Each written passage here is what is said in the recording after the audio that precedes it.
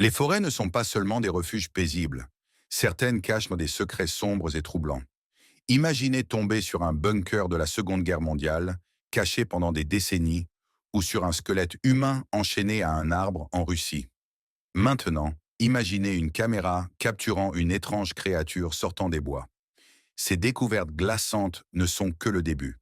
Rejoignez-nous pour découvrir les choses les plus dérangeantes jamais trouvées dans les forêts, ainsi que ce qu'une femme a capturé avec son appareil photo en sortant des arbres.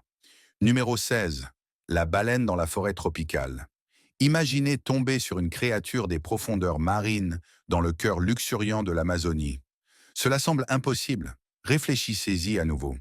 Dans une découverte qui brouille la frontière entre réalité et fiction, une immense baleine à bosse a été trouvée là où aucune baleine ne devrait jamais être, au cœur de la forêt tropicale. Cette découverte stupéfiante remet en question tout ce que nous pensions savoir sur ces géants des océans et leurs habitats. Au cœur de la forêt amazonienne, où règne une végétation dense et des rivières sinueuses, une découverte insolite a laissé même les chercheurs les plus expérimentés perplexes. En 2019, une jeune baleine à bosse, mesurant pas moins de 11 mètres de long, a été retrouvée sans vie parmi les racines enchevêtrées d'une mangrove. Comment cette majestueuse créature, dont l'habitat naturel est l'immensité des océans, a-t-elle pu se retrouver au cœur de la forêt tropicale? Il s'avère que les puissantes marées du bassin de l'Amazone pourraient être la cause. Les experts pensent moins que la baleine, peut-être déjà en mauvaise santé, a été emportée à l'intérieur des terres par les courants puissants lors d'une marée haute. Lorsque les eaux se sont retirées, la baleine s'est retrouvée échouée, piégée dans un monde bien loin du sien. Mais le mystère ne s'arrête pas là. Les baleines à bosse sont connues pour migrer à travers le bassin de l'Amazone, mais elles restent généralement dans les canaux profonds et s'aventurent rarement près des côtes. Qu'est-ce qui a poussé cette baleine en particulier à nager si loin à l'intérieur des terres? Certains spéculent qu'elle a pu être désorientée ou malade, tandis que d'autres se demandent si les changements des conditions environnementales ont joué un rôle. Numéro 15. La forêt qui respire. Si une baleine dans une forêt tropicale semble étrange, attendez de sentir la terre respirer sous vos pieds. Au cœur du Québec, au Canada, se trouve une forêt qui semble dotée d'une vie propre. Les randonneurs qui s'aventurent dans ce bois enchanté se retrouvent donc souvent figés sur place, fascinés par un spectacle qui défie toute explication. Le sol même sous leurs pieds semble respirer. À première vue, cela pourrait sembler être un effet de lumière ou une hallucination causée par le calme troublant de la forêt. Mais en y regardant de plus près, il est impossible de nier la réalité. Le sol de la forêt se soulève et s'abaisse dans un mouvement lent et rythmé, comme si la terre elle-même inspirait et expirait. Alors, qu'est-ce qui pourrait expliquer ce phénomène étrange? La réponse réside dans l'épaisse couche de mousse qui recouvre le sol. Ce tapis vert luxuriant agit comme une couche isolante, protégeant les systèmes racinaires délicats des arbres. Lorsque de forts vents balayent la forêt, les arbres se balancent et plinent, leurs racines bougeant et tirant sur le sol en dessous. C'est ce mouvement, combiné à la nature spongieuse de la mousse, qui crée l'illusion d'un sol de forêt qui respire. Alors que les racines tirent et relâchent, le sol se soulève et s'abaisse, imitant l'expansion et la contraction régulière d'un organisme vivant. Numéro 14. Maison des horreurs. Alors que le sol forestier du Québec imite la vie, une autre forêt dissimule la mort. En 2014, une découverte troublante a été faite à Ibadan, au Nigeria. Un groupe de chauffeurs de mototaxi, à la recherche d'un collègue disparu, a découvert un bâtiment abandonné dans la forêt de Soka. Ce qu'ils ont trouvé à l'intérieur a choqué la communauté et fait les gros titres à l'échelle nationale. Le bâtiment contenait des restes humains et une grande quantité d'effets personnels appartenant à de nombreuses personnes. Ces objets comprenaient des cartes d'identité, des vêtements et même des uniformes scolaires, indiquant de manière poignante le nombre de vies potentiellement affectées par les événements survenus à cet endroit. À ce jour, la véritable nature de ce qui s'est passé dans ce bâtiment abandonné reste enveloppée de mystère. Les spéculations abondent, allant du crime organisé à des forces plus sombres et inexplicables. Mais une vérité demeure indéniable. La sinistre découverte dans la forêt de Soka a laissé une marque indélébile sur Ibadan. Numéro 13. Là où les voitures de collection viennent mourir, qu'il s'agisse des os de ceux oubliés depuis longtemps ou des vestiges rouillés de l'âge industriel, la forêt engloutit tout avec le temps. Au cœur des bois envahis de Suède, près de la paisible ville de Bosne, se trouve un cimetière d'un genre particulier. Un lieu où plus d'un millier de voitures de collection, reliques d'une époque révolue, reposent sous une canopée de feuilles, succombant lentement à l'emprise implacable de la nature. Imaginez-vous marcher à travers la forêt, le son des oiseaux chantant et des feuilles craquant sous vos pieds, lorsque soudain, vous tombez sur une clairière qui ressemble à une scène d'un film post-apocalyptique. Des carcasses rouillées de voitures anciennes, dont certaines datent des années 1940 et 1950, sont éparpillées parmi les arbres, leurs lignes élégantes d'autrefois et leur chrome brillant désormais terni par la décomposition. C'est une vision à la fois étrangement belle et profondément troublante. Ces voitures, autrefois la fierté et la joie de leurs propriétaires, reposent maintenant oubliées et abandonnées, lentement englouties par la forêt. Les vignes et la mousse grimpent sur leurs corps abîmés, tandis que les racines des arbres traversent leurs fenêtres brisées et leurs cadres tordus. Mais comment ce cimetière surréaliste de voitures a-t-il vu le jour? Tout a commencé dans les années 1950, lorsque deux frères ont lancé une entreprise de casse automobile dans la région, collectant et vendant des pièces détachées de voitures anciennes. Pendant des décennies, l'entreprise a prospéré, attirant des clients de partout à la recherche de cette pièce insaisissable pour maintenir leurs voitures de collection sur la route. Cependant, avec le temps, la demande pour les pièces de voitures anciennes a diminué et les frères se sont retrouvés en difficulté. Finalement, ils ont pris la décision difficile d'abandonner la casse, laissant derrière eux des centaines de voitures à rouiller dans la forêt. Numéro 12. Envahisseurs extraterrestres venus d'en bas.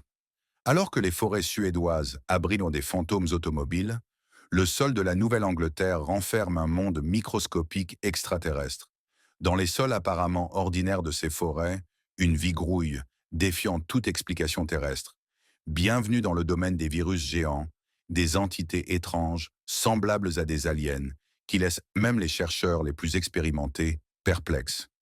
Imaginez regarder à travers un microscope et voir quelque chose qui ressemble plus à un accessoire de film de science-fiction qu'à un produit de la nature. Des coquilles en forme d'étoiles, des appendices ressemblant à des tentacules et des motifs géométriques complexes.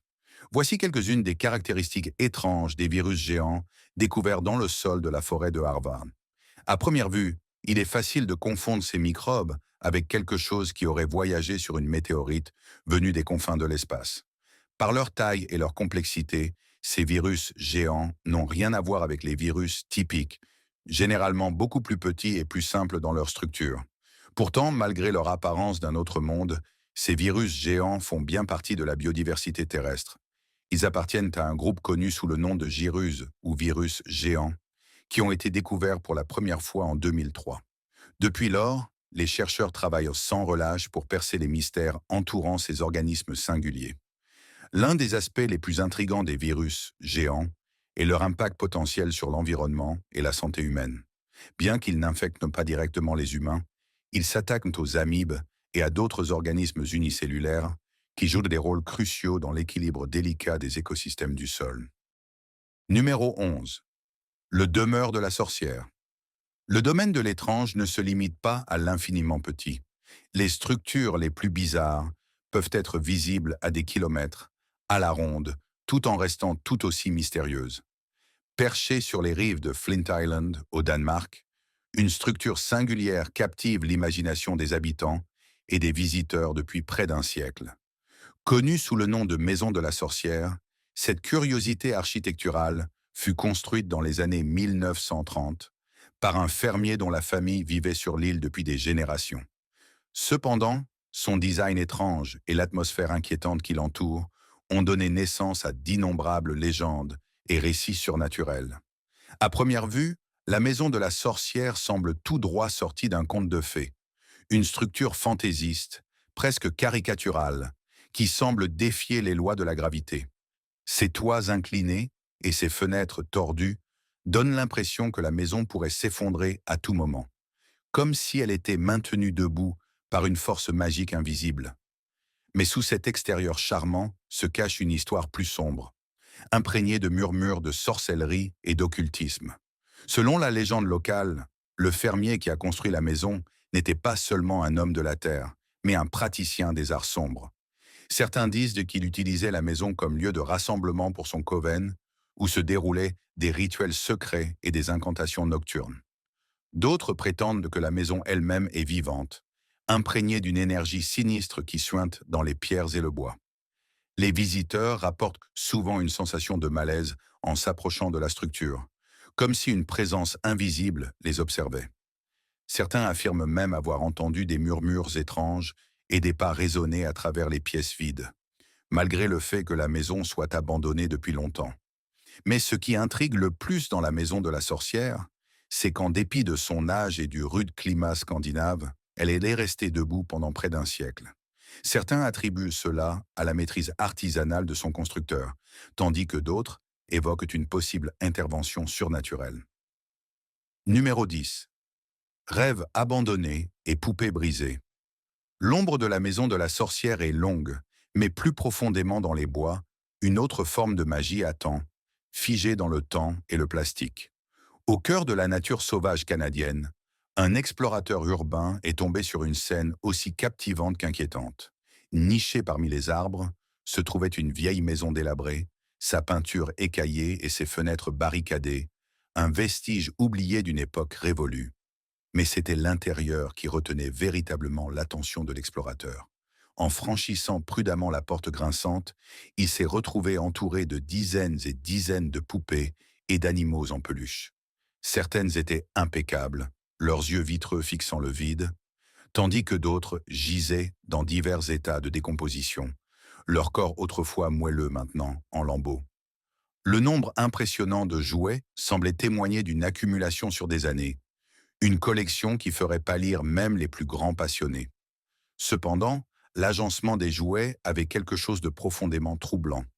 Certains étaient appuyés sur des chaises ou des étagères, d'autres éparpillés négligemment sur le sol, leurs membres dans des positions grotesques, comme s'ils avaient été abandonnés à la hâte. En avançant plus profondément dans la maison, le malaise de l'explorateur ne faisait que croître.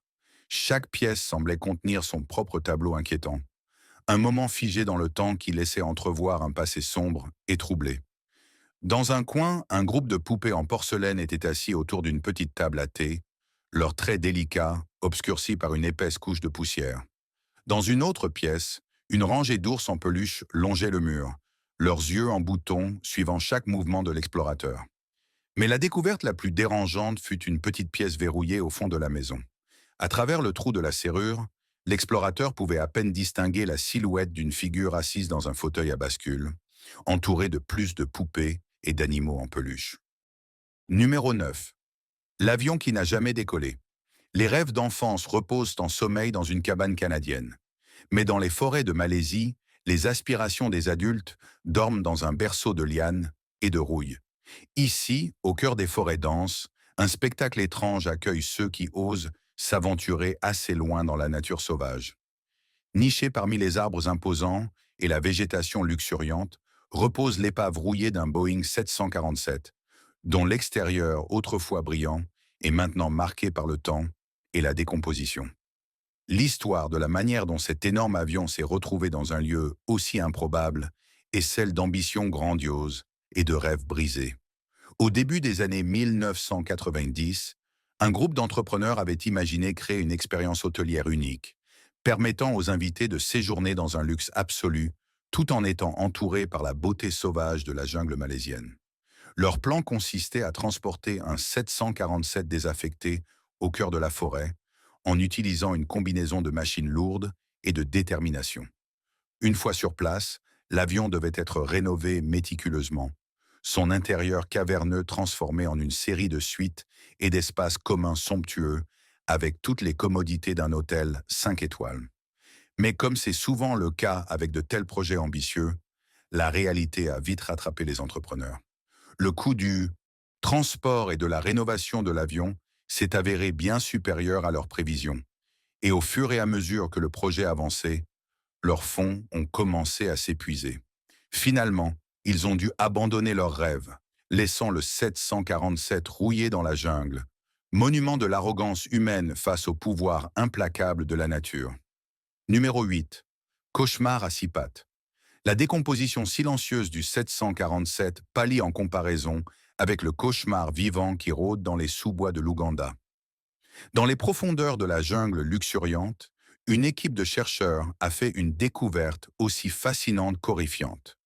Mesurant jusqu'à 10 centimètres de longueur, les guêpes gigantesques qu'ils ont rencontrées semblaient sortir tout droit d'un film de science-fiction, avec des exosquelettes scintillants et des dards terrifiants. Mais ce n'était pas seulement leur taille et leur apparence qui les distinguaient. Les chercheurs ont découvert que ces créatures possédaient un cycle de vie aussi macabre qu'efficace. Plutôt que de chasser des proies de manière traditionnelle, ces guêpes traquaient les larves de coléoptères, utilisant leur sens aiguisé pour localiser ces jeunes insectes vulnérables, cachés sous l'écorce des arbres. Une fois une proie trouvée, les guêpes y déposaient leurs œufs, perforant l'exosquelette robuste avec leur ovipositeur et déposant leur progéniture directement dans les tissus vivants de leurs victimes. C'est alors que l'horreur véritable commençait. Lorsque les larves de guêpes émergeaient, elles se nourrissaient des larves de coléoptères de l'intérieur, consommant lentement les organes vitaux de leurs hôtes, tout en les gardant en vie aussi longtemps que possible. Ce festin macabre pouvait durer des jours, voire des semaines, les larves de guêpes grandissant et se fortifiant à mesure que leurs hôtes dépérissaient. Le plus troublant était que ce cycle de vie n'était pas une aberration rare, mais bien une stratégie de survie perfectionnée sur des millions d'années d'évolution. Dans le monde impitoyable de la jungle, où la compétition pour les ressources est féroce, les guêpes ont développé un moyen infaillible d'assurer leur survie en dévorant littéralement leurs rivaux de l'intérieur. Numéro 7. Les secrets des scallywags. Les forêts ougandaises révèlent l'efficience froide de la nature, tandis que les bois d'Édimbourg cachent l'ingéniosité désespérée de l'humanité. Sous la canopée feuillue repose une ruche longtemps oubliée de résistance humaine, où des hommes se préparaient à devenir une véritable nuée contre les forces d'invasion. Au cœur des forêts au sud d'Édimbourg, une équipe de forestiers est tombée sur une relique de l'une des unités militaires les plus secrètes et élitistes de l'histoire britannique. À première vue, la structure qu'ils ont découverte ressemblait à une cabane délabrée, avec un toit en métal ondulé et des murs de briques lentement envahis par la végétation. Mais en dégageant les débris et le feuillage, les travailleurs se sont vite rendus compte qu'ils avaient mis au jour quelque chose de bien plus significatif. Un bunker datant de la Seconde Guerre mondiale, qui avait autrefois servi de base d'opération pour un groupe clandestin, connu sous le nom d'Auxiliary Units, ou les Scallywags. Formés en 1940 comme ultime ligne de défense contre la menace d'une invasion nazie, les Scallywags étaient une force ultra-secrète de guérilleros hautement entraînés, recrutés parmi les meilleurs survivalistes et hommes de plein air de Grande-Bretagne. Leur mission: opérer derrière les lignes ennemies, saboter des infrastructures clés, collecter des renseignements et semer le chaos et la confusion parmi les forces d'occupation. À l'intérieur, le bunker était une capsule temporelle de l'époque, avec des lits rouillés et des vestiges d'équipements anciens jonchant l'intérieur humide et moisi. Mais l'aspect le plus troublant de cette découverte était une petite pancarte peinte à la main accrochée à un mur, portant la devise non officielle de l'unité: Terrorize the Invader, under notch. Numéro 6. Une fenêtre sur la vie. La résistance cachée de l'humanité se dissipe dans la brume, alors que nous montons vers un monde où le camouflage prend un sens totalement nouveau. Dans les forêts nuageuses du Costa Rica, la nature a perfectionné un autre type d'invisibilité qui révèle autant qu'il cache. Dans les hauteurs brumeuses des forêts nuageuses du Costa Rica, une équipe de chercheurs a fait une découverte aussi belle qu'étrange.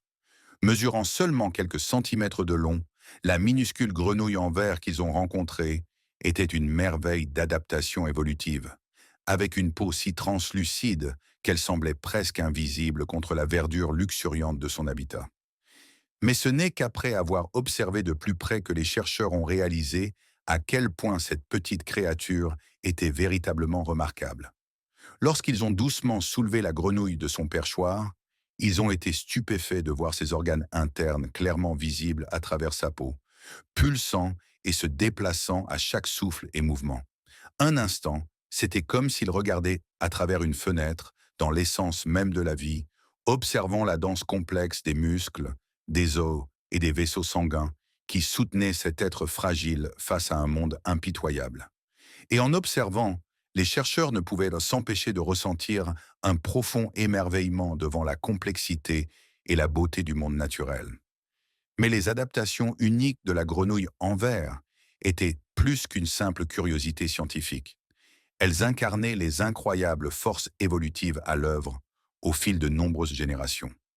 Dans le monde impitoyable de la forêt tropicale, où les prédateurs rôdaient à chaque coin et la compétition pour les ressources était féroce, la capacité à se fondre dans le décor et à disparaître était devenue une question de vie ou de mort. Il est maintenant temps de découvrir le choix du jour. Récemment, un événement bizarre a été rapporté en Sibérie. Une aventurière explorant la région seule a commencé à entendre des bruits étranges, comme si elle était suivie. Remplie de peur, elle a décidé de filmer l'expérience. La caméra de cette femme a capturé une créature émergeant de la forêt. L'être ne ressemblait à aucun animal connu.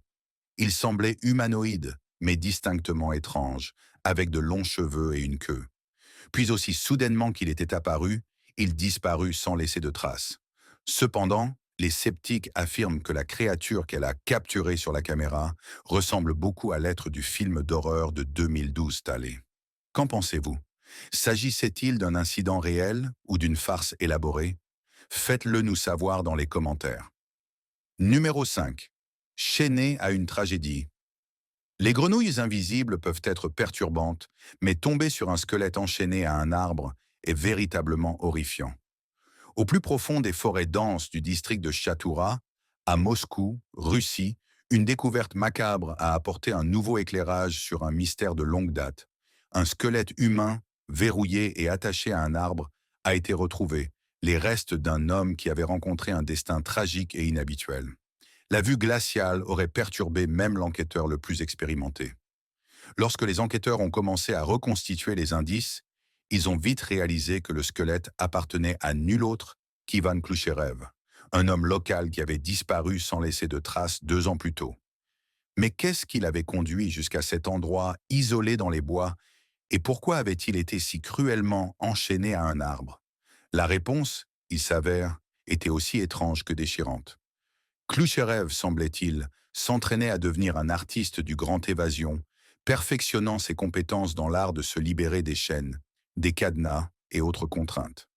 Mais quelque chose avait mal tourné lors de l'une de ses séances d'entraînement, le laissant piégé et seul dans la forêt, sans personne pour entendre ses cris de détresse. Numéro 4. Les échos d'un sombre passé. Un seul squelette raconte une histoire personnelle de malchance, mais les forêts de Pologne murmurent d'une terreur collective. Au cœur des bois du nord de la Pologne, un groupe de randonneurs est tombé sur un site qui portait le témoin silencieux de l'un des chapitres les plus sombres de l'histoire humaine. Éparpillés parmi les feuilles et la végétation, se trouvaient des piles de chaussures, des uniformes de prison et d'autres effets personnels, tous portant les marques indéniables de l'Holocauste. Lorsque la nouvelle de la découverte s'est répandue, des experts sont rapidement descendus sur les lieux, espérant démêler le mystère de la façon dont ces artefacts avaient été cachés dans un endroit aussi isolé. Il s'est avéré que la forêt était située à quelques kilomètres du site de l'ancien camp de concentration de Stutthof, l'un des premiers et des plus longs camps établis par les nazis pendant la Seconde Guerre mondiale. Au cours de ces 5 années d'existence, Stutthof a été responsable de la mort de plus de 65 000 hommes, femmes et enfants, dont beaucoup ont été forcés de travailler jusqu'à la mort ou exécutés dans les chambres à gaz du camp. Au fur et à mesure que les enquêteurs reconstituaient les indices, une image déchirante a émergé. Les artefacts, semblait-il, étaient les dernières possessions des victimes de Stutthof, qui avaient été forcées de laisser tout ce qu'elles possédaient en marchant vers leur mort. Certains avaient réussi à enterrer leurs maigres biens dans les bois, espérant contre toute attente qu'ils pourraient un jour revenir les récupérer. Numéro 3. Les secrets du roi serpent. Les ombres de l'histoire s'étendent des forêts européennes aux jungles mésoaméricaines, où un bosquet dissimulait les dernières possessions des persécutés, tandis qu'un autre abritait les trésors opulents des rois oubliés. Dans les jungles denses du Guatemala, une équipe d'archéologues a découvert un artefact qui était resté caché pendant des siècles, attendant de révéler ses secrets.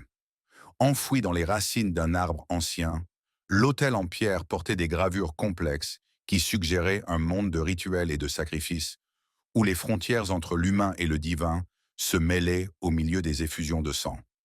Alors que l'équipe extrayait soigneusement l'autel de sa tombe vivante, elle s'émerveillait de l'habileté et du savoir-faire évident dans sa création. Mesurant quelques pieds de large, l'autel était un chef-d'œuvre de l'art maya, sa surface décorée d'images de dieux, de rois, de serpents et de crânes.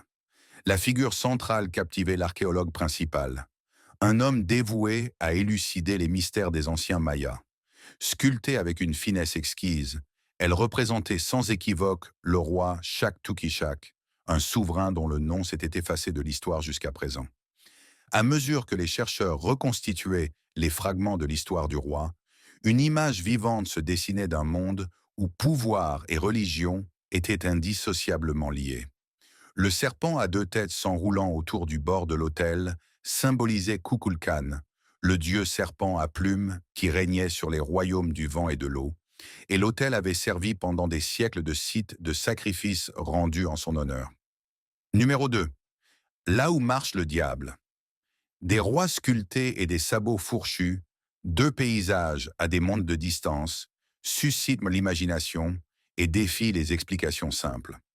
Là où les jungles du Guatemala murmurent de civilisations perdues, la campagne de la Caroline laisse entrevoir des forces plus sombres à l'œuvre. Au cœur du paysage rural de la Caroline du Nord, il existe un endroit où la peur et le folklore se rencontrent, où les frontières entre le naturel et le surnaturel se confondent et se tordent. Connu sous le nom de Devil's Tramping Ground, le territoire du diable, ce coin de terre stérile a captivé l'imagination des générations, inspirant des récits de sombres actes et de forces obscures. Selon la légende locale, ce cercle de terre brûlée de 40 pieds de large est l'endroit où le diable lui-même vient danser et comploter, ses sabots fourchus écrasant toute trace de vie, tandis qu'il tourne et virevolte au clair de lune. Certains disent que les objets laissés dans le cercle disparaissent pendant la nuit, emportés par des mains invisibles. D'autres affirment que les animaux refusent de franchir ces frontières, comme s'ils pressentaient l'énergie malveillante qui y réside. Mais quelle est la vérité derrière cette étrange parcelle de terre? Est-ce vraiment l'œuvre du diable, ou existe-t-il une explication plus terrestre à ces propriétés étranges? Certains experts ont suggéré que la terre stérile pourrait être le résultat d'un phénomène naturel connu sous le nom de cercle de fées, où certaines espèces de champignons altèrent la chimie du sol de manière à empêcher la croissance des plantes. D'autres ont pointé les niveaux élevés de sel et d'autres minéraux dans le sol, ce qui pourrait rendre difficile l'enracinement de la végétation. Numéro 1. Les secrets tordus de la forêt tordue. La danse de la nature avec le diable prend un tournant inattendu, courbant non seulement les croyances, mais aussi des forêts entières. Le cercle brûlé de la Caroline du Nord s'estompe dans la brume, tandis qu'une forêt tordue en Pologne émerge, où les pins défient la gravité et l'imagination. Dans les régions sauvages de l'ouest de la Pologne, une forêt de pins murmure de forces étranges et inexpliquées qui façonnent notre monde. Connue sous le nom de forêt tordue, cette parcelle d'environ 400 arbres est différente de tout autre sur Terre, chaque tronc étant courbé à un angle aigu de 90 degrés à quelques pieds du sol. Pendant des années, l'origine de ces troncs tordus a fasciné et alimenté les spéculations parmi les scientifiques et le grand public. Certains ont suggéré que les arbres avaient été délibérément façonnés par des mains humaines, peut-être comme une forme d'art ou un symbole d'un rituel oublié. D'autres ont pointé des mutations génétiques ou des facteurs environnementaux comme responsables, arguant que la forme étrange des arbres était le résultat d'une particularité de la nature plutôt que d'une intervention humaine. Mais la vérité pourrait être encore plus étrange que ce que l'on imagine. Selon certains chercheurs, la forêt tordue pourrait être le résultat d'une expérience top secrète menée par des scientifiques nazis pendant la Seconde Guerre mondiale, qui cherchaient à créer du bois génétiquement modifié pouvant être utilisé pour construire des navires et des avions supérieurs. La théorie suggère que les arbres ont été plantés dans les années 1930 et ont été soumis à toute une série de traitements expérimentaux, de l'exposition aux radiations à l'application de produits chimiques et d'hormones étranges. L'objectif était de créer un bois nouveau, plus fort, plus flexible et plus résistant à la dégradation que tout ce qui avait existé auparavant. Merci de votre attention et à la prochaine fois.